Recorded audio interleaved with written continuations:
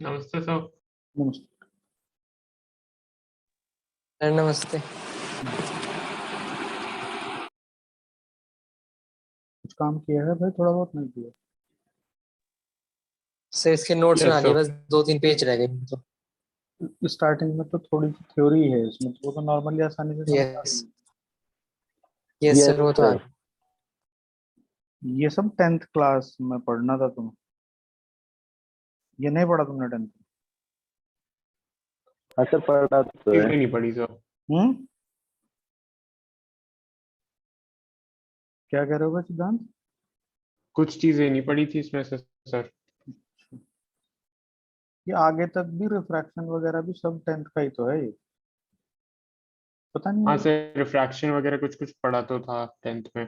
बहुत मिराज डिटेल वगैरह में नहीं पढ़ा था लेकिन। डिटेल में पढ़ता है, अगर पढ़ोगे तो मतलब आसानी रहेगी ना। आदमी पढ़ाने को तैयार नहीं है, बच्चे बेचारे ऐसे ही होते हैं, चाइल्डिश बिहेवियर उनका कि वो पढ़ने को तैयार नहीं। सर। हाँ भाई बोलो। सर मुझे ना अल्टरनेटिंग करंट चैप्टर में ना एलसी ऑसिलेशन का टाइम पीरियड पूछना था एक बार। एलसी क्वेश्चन में आ ऑसिलेशन रखा है। का भाई जो फ्रीक्वेंसी होती है वो 1/2 pi under root L C तो होती है।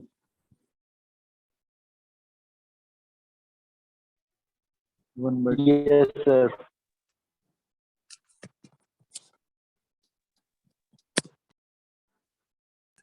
तो सर पर ये तो रेजोनेटिंग फ्रीक्वेंसी है ना। नहीं तो एलसी ऑसिलेशन कब होगा? जब एल और सी दोनों कनेक्टेड होंगे तो इनके बीच में ही तो एनर्जी ऑसिलेट करेगी ना।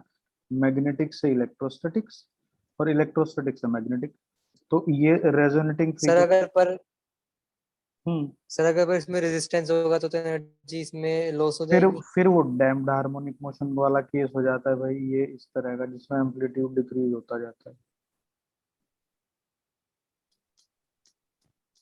ठीक। देखो अब यहाँ पे हम लोग ये ज्योमेट्रिकल ऑप्टिक्स ही पढ़ रहे हैं अभी तो। इसमें स्टार्टिंग में बेसिक बेसिक सी चीजें हैं, जैसे कि अगर सपोज कीजिएगा कि हम किसी ऑब्जेक्ट को देखते हैं, मान लो कि बुक है। अगर इस बुक को हम देख रहे हैं तो ये एक्चुअली में ये लाइट सोर्स है यहाँ पे। तो इस लाइट सोर्स से लाइट इंसिडेंट होती है, और किसी भी ऑब्जेक्ट की सरफेस अगर हम माइक्रोस्कोपिकली देखेंगे तो वो हमें इस तरह से रफ सी दिखाई देगी, ऐसी। तो उसके ऊपर जो लाइट है एक्चुअली में वो उसकी खुद की सरफेस पे ही रिफ्लेक्ट होती रहती है, इस तरह से स्कैटरिंग। समझ रहे हो ना? Yes sir. तो जो कोई भी ऑब्जेक्ट हमें विजिबल हो रही है वो सरफेस के ऊपर या ऑब्जेक्ट की सरफेस के ऊपर लाइट के स्प्रेड होने की वजह से हो रही है, ना कि रिफ्लेक्शन की वजह से। अब होगा क्या कि अगर ये सिंपल रिफ्लेक्शन हम मान लें तो ये लाइट इसी पॉइंट से रिफ्लेक्ट होकर तुम्हारी आईज पे पहुंच जाती, तो उससे क्या होता? बस तुम्हें ये कॉर्नर दिखाई देता। हाँ सर। हाँ, पर क्या होगा कि ये लाइट पहले इसकी पूरी सरफेस पे स्कैटर होगी ऐसे, और फिर अलग अलग एंड से तुम्हारी आंख पे वो पहुंच रही होगी, तो फिर ये पूरी बुक तुम्हें या पूरी ऑब्जेक्ट दिखाई देती है। ठीक है सर। ठीक है भाई। इसमें फिर हमारे पास कुछ ऑब्जेक्ट्स ऐसी होती हैं कि जो अपने आप ही लाइट एमिट करती हैं। जैसे तुमने देखा होगा बल्ब है, मोबाइल स्क्रीन है, ट्यूबलाइट है। ये ऑब्जेक्ट्स जो होती हैं सेल्फ ल्यूमिनस होती हैं। कुछ हाँ इस सर। कुछ इस तरह की होती हैं जिनमें भैया खुद की लाइट नहीं होती, वो दूसरों की लाइट से अपने आप को इंडिकेट करती हैं, भैया हम भी हैं यहाँ पे। जैसे मून है, तो मून जो है वो नॉन ल्यूमिनस ऑब्जेक्ट है। ठीक है। फिर ठीक है। तुमने देखा होगा कि कुछ जो लाइट एमिटिंग ऑब्जेक्ट्स हैं वो हॉट होती हैं, और कुछ लाइट एमिटिंग ऑब्जेक्ट्स जो होती हैं वो थोड़ी सी कूल होती है। अब जैसे बल्ब है या सन है, ठीक है ना। और लाइट एमिटिंग ऑब्जेक्ट जैसे कि तुम देखो कि भैया मोबाइल स्क्रीन है। नहीं समझे? Yes sir. तो जो ऑब्जेक्ट लाइट एमिट करती है और वो थोड़ी सी गर्म फील होती है वो इनकैंडिसेंट कहलाती है। और ये जो फिनोमिना है किसी भी ऑब्जेक्ट का लाइट एमिट करना और खुद टेम्परेचर को इंक्रीज करना, वो इनकैंडेसेंस कहलाता है। और ये जो जो ऑब्जेक्ट्स लाइट एमिट करती हैं और थोड़ी कंपैरेटिवली कोल्डर होती हैं, वो कहलाती है ल्यूमिनेसेंट ऑब्जेक्ट, और ये फिनोमेना कहलाता है ल्यूमिनेसेंस। ठीक है सर। ठीक है भाई। अब इसमें क्या होगा कि कुछ इस तरह की ऑब्जेक्ट्स हैं जो जितनी लाइट उनके through I, incident light, without any change in intensity, उन्होंने इस लाइट को पास कर दिया, तो इस तरह की ऑब्जेक्ट ट्रांसपेरेंट ऑब्जेक्ट कहलाती है। अगर लाइट को अपने थ्रू कुछ ऑब्जेक्ट्स पास होने देती हैं without any change in intensity, और अगर हाँ तुम्हें सर। पता हो कि इंटेंसिटी भाई एम्पलीट्यूड के स्क्वायर के प्रोपोर्शनल होती है, तो इसमें हम ये कह देंगे कि दोनों तरफ लाइट का एम्पलीट्यूड सेम। ठीक है, तो ये ऑब्जेक्ट्स कहलाते हैं ट्रांसपेरेंट।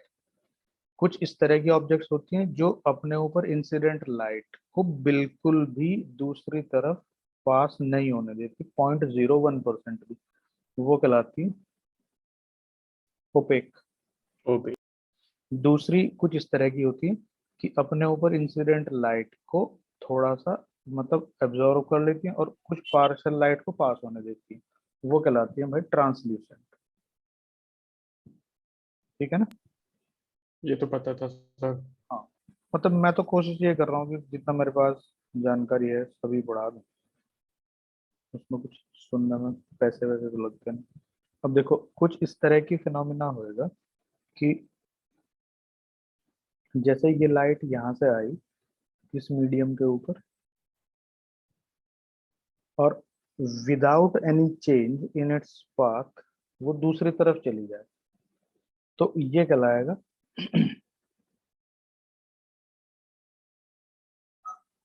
Transmission of light. ठीक है ना। Yes sir. दूसरा, अगर तुम किसी लाइट को किसी एक मीडियम के ऊपर इंसिडेंट कर रहे हो, मान लो ग्लास है, ये भी ग्लास ही हो सकता है, ये भी ग्लास ही, तो अगर तो जो लाइट है वो जिस पाथ से ट्रेवल कर रही थी, मीडियम के थ्रू पास होने से उसका पाथ चेंज हो जाए, यहाँ देखो ये कहलाता है रिफ्रैक्शन। दोनों में डिफरेंस समझ लो जरा ठीक से। एक में लाइट किसी मीडियम के थ्रू पास होती है without any change in its path, वो ट्रांसमिशन है, और रिफ्रैक्शन में light with change in its path. ठीक है ना। जो ऊपर वाला ट्रांसमिशन वाला केस है उसमें मीडियम के ऊपर क्या लिखा है सर आपने? मीडियम ही तो लिखा है, ये मीडियम है भाई, और ये ग्लास ही है, मान लो इसको, मतलब ये कोई मीडियम ठीक है है सर। या अनदर मीडियम। ठीक है। हाँ सर। और अगर सपोज कीजिएगा किसी एक मीडियम के ऊपर तुम लाइट इंसिडेंट कर रहे हो और मोस्ट ऑफ द लाइट उसी मीडियम में पास हो जाए जिसमें से वो इंसिडेंट हो रही थी,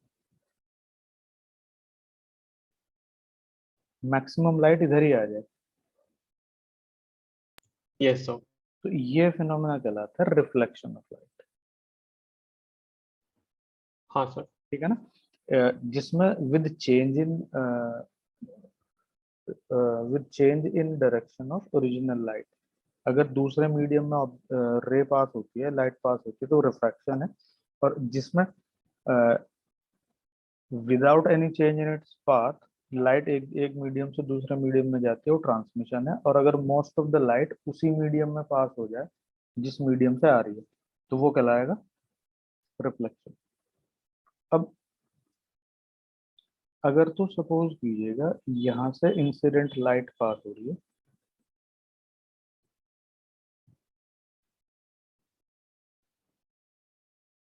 और यहाँ इसमें से पास हो रही है, तो यहाँ अगर हम कहें कि लेस इंटेंसिटी किसके कंपैरेटिवली, देन मीडियम वन, तो हम कहेंगे कि यहाँ पे इस मीडियम ने थोड़ी सी लाइट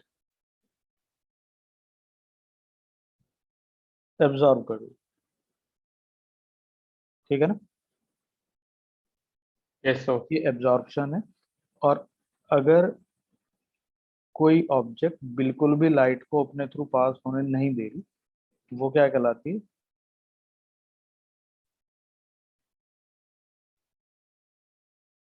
वो कहलाती है ओपेक ऑब्जेक्ट।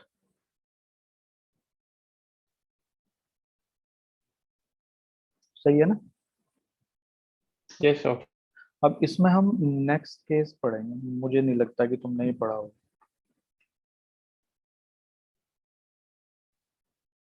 एक सेकंड।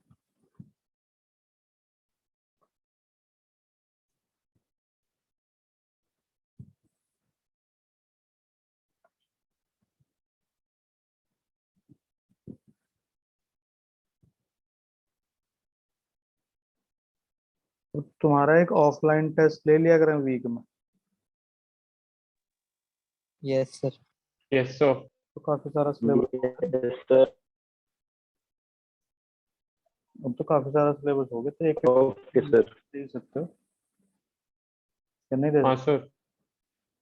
सकते? शेडो फॉर्मेशन में क्या होगा कि जब कोई ओपेक ऑब्जेक्ट लाइट को इंटरसेक्ट करती है, तो स्क्रीन के ऊपर, ये स्क्रीन, ये लाइट सोर्स है सपोज कीजिएगा फिर यहाँ पे,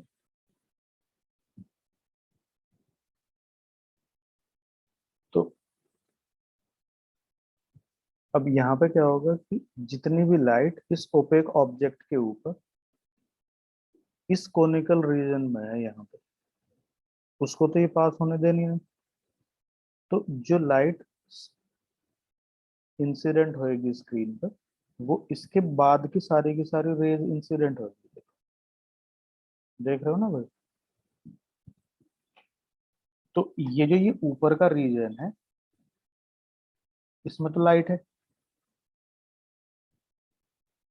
यहाँ पे, इसके नीचे के रीजन में लाइट है। Yes sir. और ये जो ये वाला पार्ट है,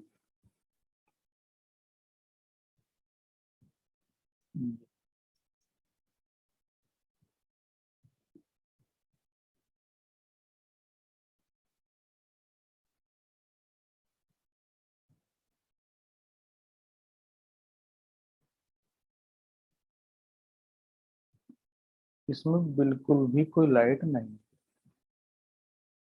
अब शेडो के नॉर्मली दो पार्ट होते हैं, अगर तुम फेमिलियर हो। नहीं है सर, पहली बार पढ़ रहे हैं तो। चलो कोई नहीं, ये भी भाई 10th में पढ़ाई जाती है। अब तो मास्टर जी भी मस्त हैं, बच्चे भी मस्त हैं। एक पार्टी को पढ़ाना नहीं है, दूसरी पार्टी को पढ़ना नहीं है, तो दोनों की नहीं। देखो इसमें क्या है कि ये जो ये वाला रीजन है, इसमें कोई लाइट नहीं, ठीक है ना? तो यस सर। मतलब जब भी कोई ओपेक ऑब्जेक्ट किसी लाइट सोर्स को इंटरसेक्ट करती है, तो जो स्क्रीन के ऊपर एरिया ऑफ डार्कनेस है वो शेडो कहलाती है, यस सर। ठीक है ना भाई? अब शेडो के लिए दो पार्ट होते हैं, एक होता है अम्ब्रा, एक होता है पेनम्ब्रा। अम्ब्रा और पेनम्ब्रा में क्या डिफरेंस होता है समझो जरा ध्यान से। अम्ब्रा तो वो है कि जहां बिल्कुल भी लाइट नहीं है, टोटल एरिया ऑफ डार्कनेस, ठीक है। Yes sir. पेनम्ब्रा जो है, ये वो है जहां पार्शियल लाइट पहुंचती है, जिस रीजन में, वो पेनम्ब्रा कहलाता है। ठीक है सर। जिस रीजन में पार्शियल लाइट पहुंचती है वो क्या कहलाता है? पेनम्ब्रा। अब अगर तुम्हें इसको फील करना है भाई, तो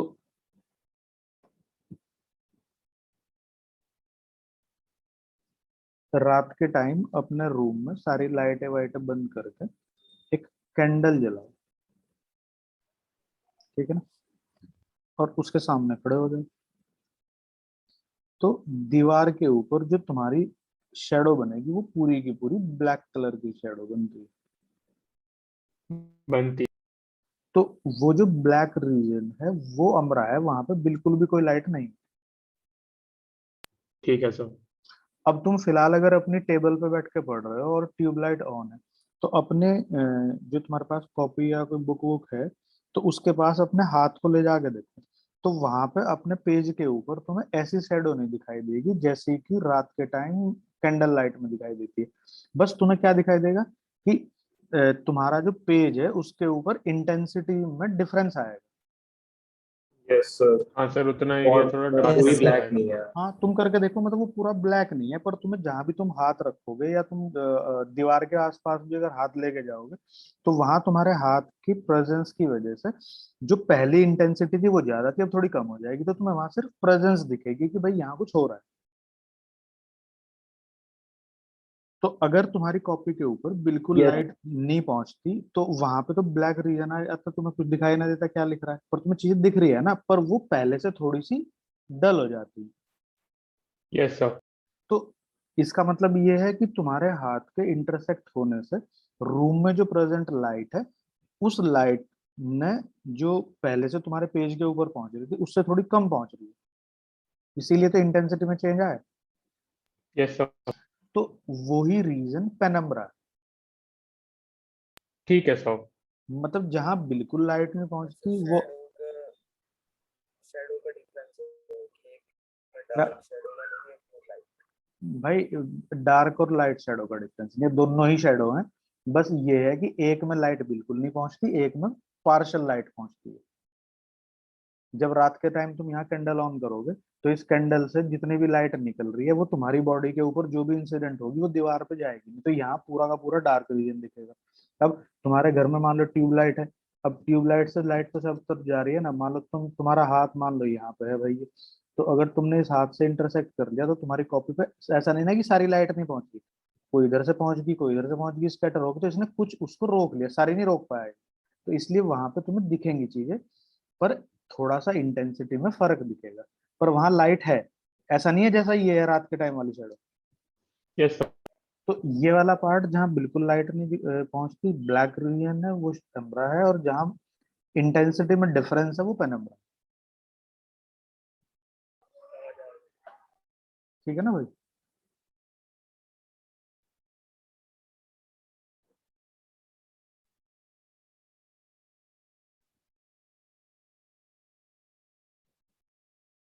ये क्या हो रहा है आज इसमें, पेन में बार बार दिक्कत सी कर रहा है। देखो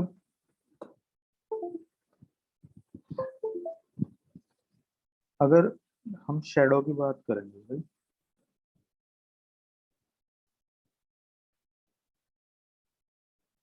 तो शेडो में जो लाइट सोर्स है,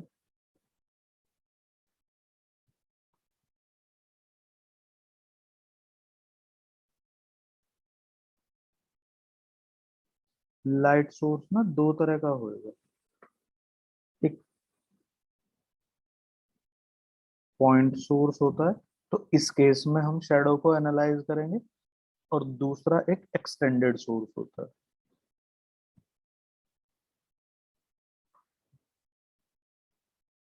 एक्सटेंडेड सोर्स समझ रहे हो ना, और पॉइंट सोर्स में क्या डिफरेंस है? देखो जो कैंडल होती है वो उसकी जो फ्लेम है वो छोटे से रीजन में होती है, 1 इंच के आसपास होती है नॉर्मली।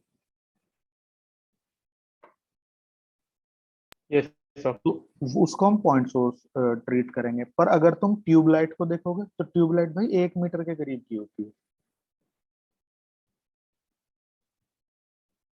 Yes sir. तो वो एक्सटेंडेड सोर्स में चली जाएगी।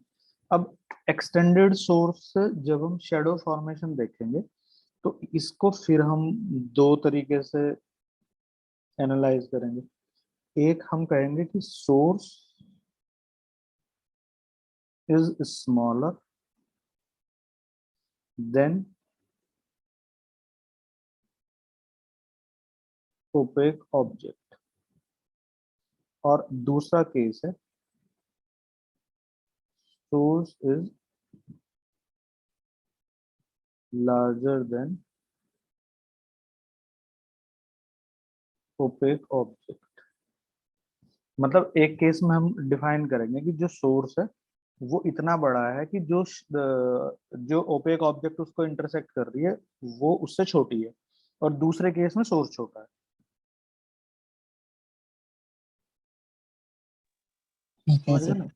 हाँ, तो पहले केस में जो पॉइंट सोर्स है, जब पॉइंट सोर्स से हम लाइट मतलब पॉइंट सोर्स से हम लाइट के केस में शेडो फॉर्मेशन देखते हैं, तो जो शेडो है वो बिल्कुल क्लियर दिखाई देती है, और उसमें जो ऑब्जेक्ट उसको इंटरसेक्ट कर रही है, ओपेक ऑब्जेक्ट, उसकी बाउंड्रीज भी शार्प होती है। In case of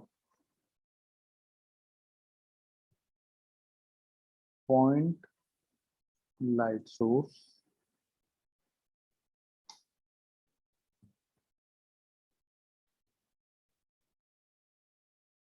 shadow has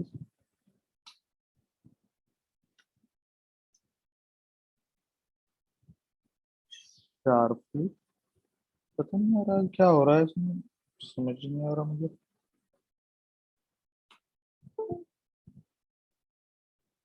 ये बार बार पेन की जो राइटिंग पेन है प्रॉब्लम है। शेडो है शार्पली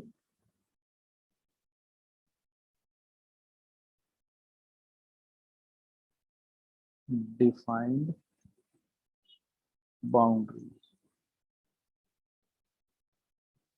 मतलब ऐसा समझो कि अगर ये पॉइंट सोर्स है और इसको कोई ओपेक ऑब्जेक्ट इंटरसेक्ट कर रही है,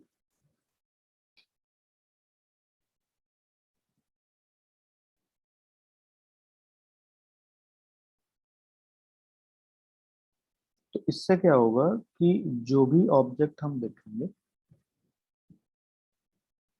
तुम देखना कि यहाँ से जो भी लाइट रेज निकल रही है, बहुत ध्यान से देखना, यहाँ से जो लाइट जा रही है, सपोज करो अगर मैं यहाँ पे एक ऑब्जेक्ट रखता हूँ कोई,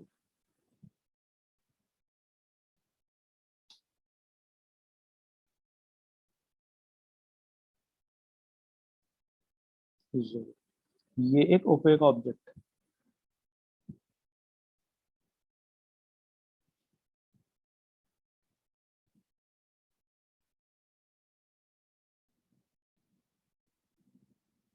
ये जो ये ब्लैक कलर, तो तुम इसमें ये चेक करो कि जितनी भी लाइट इंसिडेंट होगी इस ओपेक कलर की ऑब्जेक्ट के ऊपर, तो वो सारी की सारी ये अपने थ्रू पास को ही होने देगी। बोलो, अगर कोई लाइट यहाँ इंसिडेंट हो रही है तो उसके थ्रू थोड़ा ना जा रही है, इसलिए इसका नाम ओपेक है। अगर यहाँ पे कोई इंसिडेंट हो रही है तो उसका भी यही सीन है। तो तुम ये देखो कि जितना भी रीजन ये इंटरसेक्ट कर रही है उसी के कॉरस्पॉन्डिंग स्क्रीन के ऊपर तुम्हें कुछ भी दिखाई नहीं देगा, और उसके बाद जहां ये लाइट इसकी बाउंड्रीज को टच करके जाएगी, तो इस रीजन में लाइट प्रेजेंट होगी, यहाँ पे भी लाइट होगी, यहाँ नो लाइट इस जगह। तो जहां कोई लाइट बिल्कुल नहीं पहुंचती वो क्या कहलाता है? अम्ब्रा। अम्ब्रा। तो ऐसे केस में अम्ब्रा शार्प दिखाई देता है, ये जो पॉइंट ऑब्जेक्ट का केस, पॉइंट लाइट सोर्स का केस।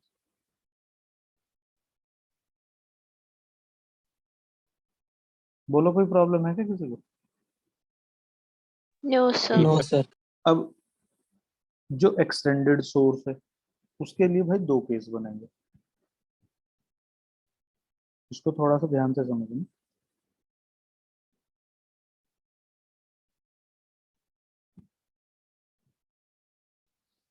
एक्सटेंडेड सोर्स मतलब थोड़ा सा सोर्स बड़ा है। अब उसके केस में हम कहेंगे ए पार्ट कि if opaque object is larger in size than extended source. अब देखो जरा,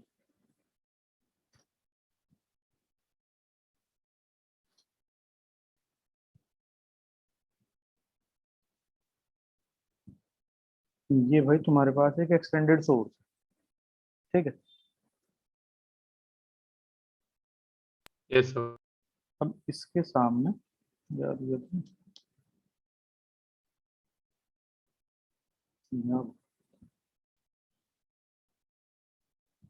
ये एक ओपेक ऑब्जेक्ट, ये एक एक्सटेंडेड सोर्स है, और भाई इसके सामने ये एक ओपेक ऑब्जेक्ट रख,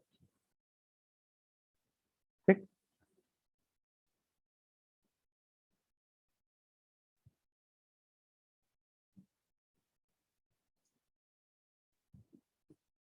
अब तुम ये देखो कि इसके टॉप पॉइंट से रेज निकल के जाएंगे ऐसे। बोलो कोई प्रॉब्लम है क्या? No sir. फिर भाई इसके बॉटम से भी रे निकलेंगे ऐसे।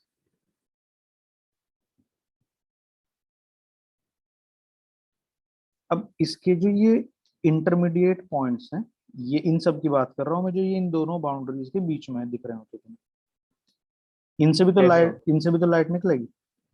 हाँ सर। तो वो लाइट देखो, जो जो लाइट इसको स्ट्राइक करेगी वो तो फाइनली क्या हो जाएगी, वो तो दूसरी तरफ जाना उसे तो रुक है, जाए। उसे तो रुकना ही रुकना है।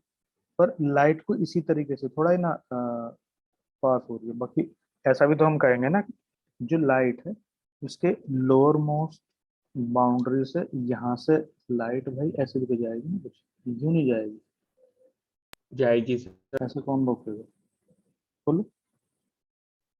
नहीं रुक पाएगी। हाँ, या फिर हम कहेंगे कि भाई ये जो ये वाला पार्ट है, ये ऐसे भी तो भेजेगा ना लाइट। बताओ कोई डाउट है क्या किसी को? No sir. चलो अब देखते हैं जरा, एक सेकंड रुको।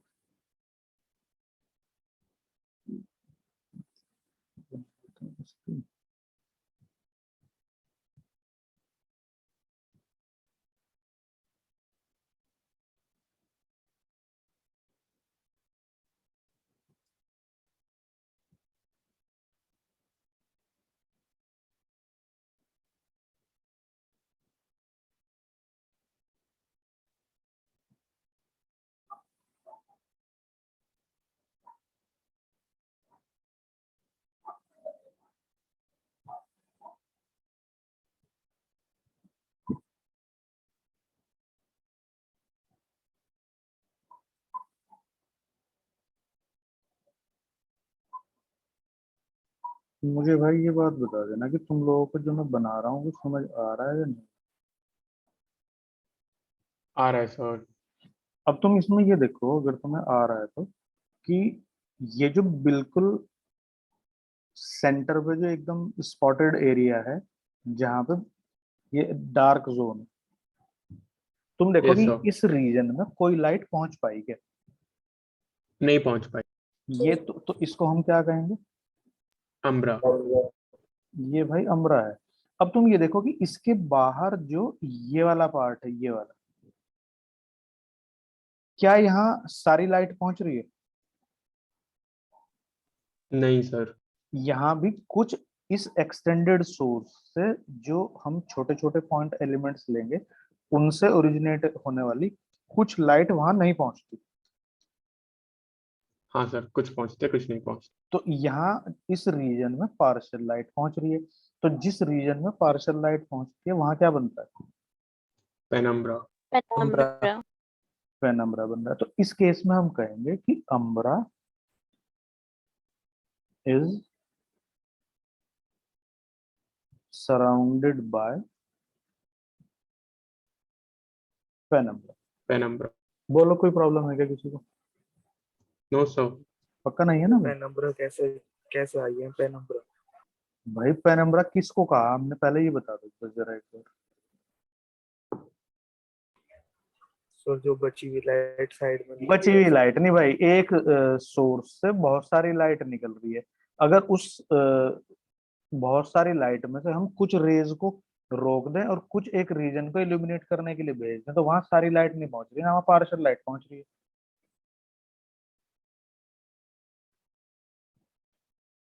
अब इस सोर्स Yes.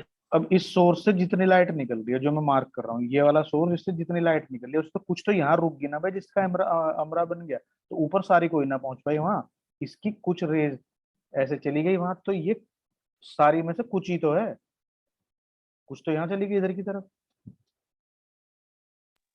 तो सर फिर तो बाकी सारा रीजन तो हमें साफ दिखाई देगा ना, फिर एक और का नंबर भाई कैसे जनरेट होगा? अरे भाई साफ दिखाई दे रहा है, जब तू अभी अपनी कॉपी को भी देख रहा है, तो अगर मतलब तेरा हाथ वहां है तेरी कॉपी के आसपास में, तो क्या तुझे कॉपी पढ़ने में नहीं आ रही? पढ़ पा रहा हूँ। पढ़ पा रहा है, पर शेडो का डिफरेंस तो है ना, इंटेंसिटी डिफरेंस तो है, हाँ सर। तो उसे हम क्या कहेंगे? उसे पेनम्ब्राई तो कहेंगे, तो ऐसे ही पेनम्ब्राई है। अगर मैं इसे हटा लूंगा इस ब्लैक ऑब्जेक्ट को, तो यहाँ लाइट की इंटेंसिटी बढ़ जाएगी, जो रुक रही है वो भी वहां पहुंचने लगेगी जो इसने रोक रखी है। ठीक।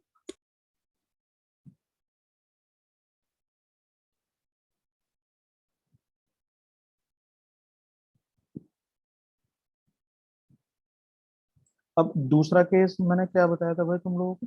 दूसरा केस मैंने तुम्हें बताया कि अगर अपने पास में जो लाइट सोर्स है वो थोड़ा बड़ा है, ये लाइट सोर्स है, और जो ओपेक ऑब्जेक्ट है वो उसके कंपैरेटिवली थोड़ी छोटी है, ठीक है? Yes sir. बोलो कोई डाउट है क्या इसमें? No sir. अब तुम देखो क्या होगा इसमें, बहुत ध्यान से समझना। मतलब इसके हर एक एलिमेंट से, ये जो तुम्हारे सामने लाइट सोर्स है, इसके हर एक एलिमेंट से रेज निकल रही है। मैंने थोड़ा पेन बारीक कर दिखाई दे रहा है? Yes sir. ठीक। तो अब तुम देखो जरा इसमें ध्यान से, इसमें से हम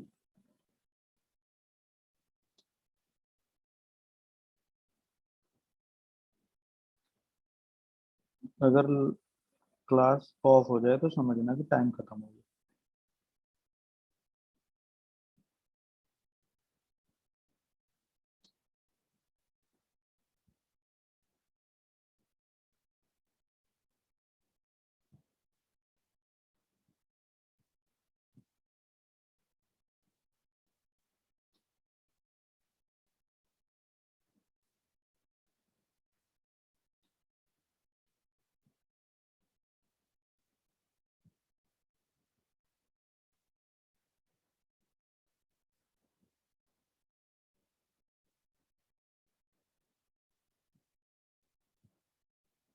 ये पेज छोटा रह गया, मैं थोड़ा सा वैसे ही बना देता हूँ,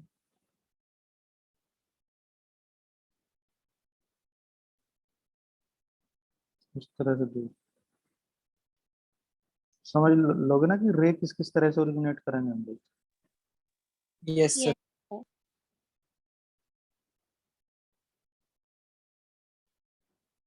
अब तुम इसमें ये देखो कि अगर मैं स्क्रीन को, ध्यान से समझना, यहाँ कहीं रखता हूँ मान लो, अगर तो स्क्रीन ये है, ये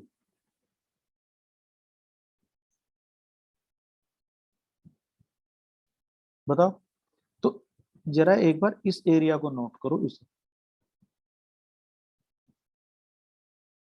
हाँ बरा। यहाँ पे कोई लाइट तुम्हें दिखाई देगी क्या?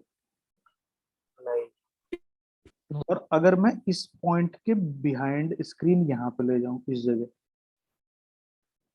तो तुम्हें यहाँ पे कोई शैडो दिखाई नहीं देगी। Yes sir. नहीं समझे?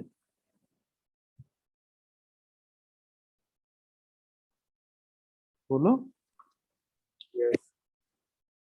तो ऐसे केस में जब लाइट सोर्स बड़ा होता है ओपेक ऑब्जेक्ट से, तो हमें शेडो दिखाई देती है as far as we are closer to opaque object, मतलब screen is closer to opaque object. जैसे जैसे स्क्रीन दूर जाती है ओपेक ऑब्जेक्ट से, तो जो शेडो है वो डिसअपियर हो जाती है। इसका वो बताऊं मैं तुम्हें एग्जाम्पल, बोला। Yes sir. वो ये पूछ लेगा भाई तुम्हारे से कि जो हाई ऑल्टीट्यूड पे जो प्लेन उड़ रहे होते हैं, तो तुम्हें जमीन पे कभी उनको उनकी शेडो दिखाई नहीं देती।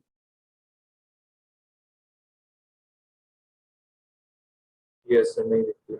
हाँ, तो तुम ऐसा देखना कि दिन के टाइम में जब धूप में खड़े होगे तो तुम देखना कि अपने हाथ को तुम ग्राउंड के पास रखो, तो सनलाइट में तुम्हारे हाथ की शेडो ग्राउंड पे कास्ट होएगी। तो उसमें ये तो तुम्हारा ओपेक ऑब्जेक्ट तो तुम्हारा हाथ हो गया, और जो स्क्रीन की फर्स्ट पोजीशन, ये स्क्रीन की फर्स्ट पोजीशन है, ये ग्राउंड होगी, ये लाइट सोर्स हो गया। तो जैसे जैसे तुम अपने हाथ को ऊपर उठाओगे जमीन से, तो थोड़ी देर बाद तुम देखना कि जमीन से तुम्हारी शेडो गायब हो जाएगी हाथ की। Yes sir. समझ रहे हो इस बात को? Yes sir. चलो आज इतना ही रखेंगे हम लोग। तुम्हारे लिए एक होमवर्क है, अगर तुम कर पाओगे तो। अभी मैंने हालांकि रिफ्लेक्शन के केस में पढ़ाया नहीं, पर इतना तो तुम लोग 10th में पढ़ के आए हो। तुमने एक केस पढ़ा होगा 10th में कि अगर प्लेन मिरर के लिए हम इंसिडेंट रे को फिक्स रखते हैं और प्लेन मिरर को थीटा एंगल रोटेट करते हैं, तो जो रिफ्लेक्टेड बीम है वो 2 थीटा एंगल रोटेट हो जाती है। करा है नहीं करा? यस सर करा है। देखो वो 10th में ये वो लड़की वो कह रही है कि करा है। अगर हम एक प्लेन मिरर लें, इंसिडेंट रे को फिक्स रखें, तो अब प्लेन मिरर को अगर हम थीटा एंगल रोटेट सर करते ये हैं, वाला करा है। तो ये रिफ्लेक्टेड बीम है, ये 2 थीटा चेंज हो जाते हैं। कल इसका प्रूफ करके और जरा एक बार इस पे भेजो व्हाट्सएप के ग्रुप पे, देखूंगा किस किसने भेजा। चीटिंग मत करना कभी, गूगल से देख के टीप लो। अपनी बुद्धि से खुद लगा के देखना ज्योमेट्री, मतलब अगर खुद ही करोगे तो ठीक अच्छा है है। सर। ठीक है, फिर कल आगे पढ़े। अरे एक्सक्यूज सर। तुम्हें आज सर। सबको, अभी एक मिनट तो रुको भाई, तुम्हें आज सबको फीस जमा करनी थी, याद नहीं है क्या तुम्हें? भूल गए तुम? सर हाँ, कल अपनी फीस जमा करना सारे चार लोग, कल तक कर सर देना। आपके घर आके दे जाऊँ फीस? सर भाई आपके घर आके दे जाऊँ फीस? घर पे कहाँ मिलूंगा मैं तुझे? मैं कभी गांव में रहता हूँ, मैं आज ही चला जाऊंगा, शाम के टाइम ही देखूंगा। और उसमें जमा कर दो यार, सीडीएम मशीन में कहाँ चक्कर काटते फिरोगे घर पे? सर वो पापा बाहर गए हो ना इसी से। कोई नहीं, तू उसमें कर दियो, सीडीएम मशीन लगी पड़ी है सब जगह। तेरा घर कहाँ पे है? सर सर लक्ष्मण विहार में। लक्ष्मण विहार पे? तो लक्ष्मण विहार पे अगर है तो इसके मंडी वाला जो ये है ना पीएनबी, यस सर। पुल के नीचे उसमें है तो कैश डिपॉजिट मशीन, उसमें कर देना। कहाँ करता ओके हूँ? सर। जब मैं आऊंगा तो मैं तुम्हें टेस्ट लूंगा, फिर मुलाकात हो करेगी। ठीक है, अब वीकली टेस्ट दे दो जरा। Okay sir. सर किस चैप्टर में? देखूंगा, मैं तुम्हें बता दूंगा, मतलब तुम्हारी 2 यूनिट कंप्लीट होगी तो उनका चैप्टर वाइज टेस्ट ले लूंगा। Okay sir. ठीक है।